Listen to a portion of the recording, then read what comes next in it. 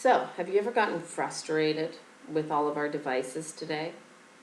Texting, emailing, all of our social media, Skype. Have you ever felt pressured to respond? Have you ever felt anxious about responding or that you couldn't fast enough?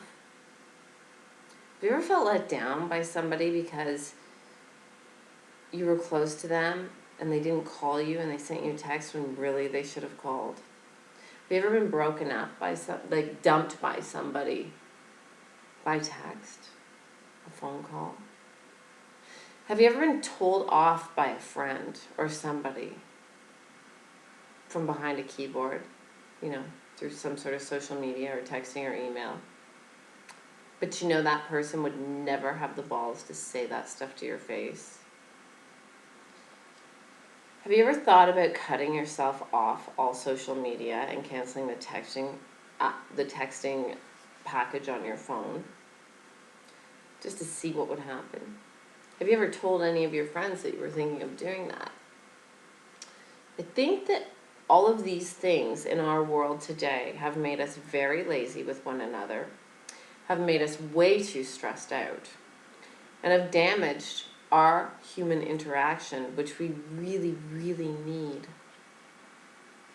If somebody tells me they love me in an email or text and has never told me to my face, they've never told me they love me. So today I got up and I was getting a little bit pissed off, to be honest, with our dependence on our devices. And I told a friend of mine, and I'd like to read you the response. I told a friend of mine I was thinking of going off all social media and canceling texting on my phone. This is a friend who doesn't live near me. And this is a friend that probably inspired this. So thank you. This is in no way a put down to you. I adore you. You know that. But one of my biggest things is why can't we talk on the phone? Why is this a problem? So the response from this friend was, cutting yourself off from the world seems a little extreme. Okay, so if I don't communicate through Facebook and I don't text, I've cut myself off from the world? I don't know. When I was a teenager, I didn't have all this extra stuff. Hell, I probably was more reliable, dependable, more punctual, and had way more integrity to live by my word and show the fuck up when I was 15 than I do now, because I know that I can always text and say, I'm going to be late, I'm going to be this, I'm going to be that, or I'm not even coming. That is so lame. So, then the next response is, the next sentence is, so you will only use your phone to make calls? I'm not sure I understand your reasons, but let me know what directions you go. I will only use my phone to make calls. Yeah, so what that means is, if you want to communicate with me, first you got to call me. And then even better, make plans to see each other in person. How many people have had a relationship? Now, I get the long distance thing, but even then, right? Even then, where most of it takes place over an email, texting, including the sexual part of it. Sexting, oh, listen, I know that's fun. Sexting, Skype, sex through Skype, sex through exchanging pictures, little video clips. Fun, yeah. But to have that all the time, it definitely doesn't take the place or compensate for that. I don't know, for me, I like human touch, human contact. What happened to that? I like seeing a friend when I meet them and giving them a hug and a kiss.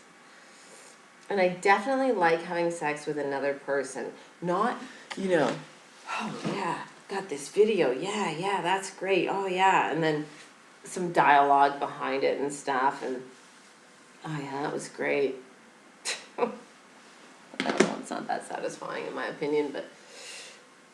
And then, I know you've all seen it, people in restaurants are out doing social activity and they're taking pictures of everything they're doing and all their friends, and then they're putting it on Facebook and they're sending it to their friends and saying what a great time they're having. When I'm having a great time, I don't have time to take pictures of the great time that I'm having and let the world know I'm having a great time. What the fuck are you trying to prove, and who are you trying to prove it to? Probably just yourself. It's not fun if you're having to paint a picture of having fun. You should be present and enjoying the moment, and then after, share that moment. and reflect on what a great moment it was.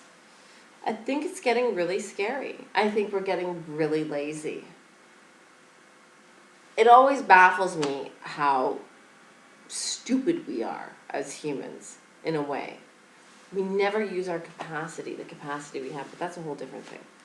I'm just wondering what it would be like if we had like a 1 day a year where we all went offline. We didn't text, we didn't email. We just went offline. I think it'd be a better day. I remember a few years back we had a massive power outage for a few days. There was no power. I thought it was fantastic. It was great. I mean, it was in the middle of summer, so it was easier than it would be in the winter. People get so freaked out when they can't get internet service. Hey, I've done it too. Or they can't get cable, or shit's not working the way it should. Because we're so dependent on it all. But the scary part is the relationship part. That's the scary stuff that's happening. So, I don't know, for me, and I'm going to suggest it to some other people, we got to keep our boundaries real. Like, if you can't see me in person and you can't call me, and the only interaction that we have is over texting, emailing, you're not really in my life. In fact, you probably don't even really exist to me.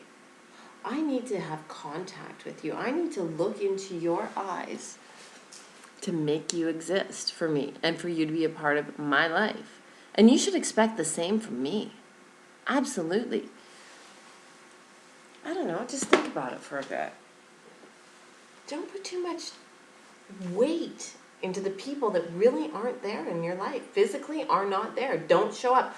Who shows up in your life in person? I think those are the people you gotta make a part of your life, not the ones that aren't there, because do they even exist? Anyway, thanks for listening. Have a good day.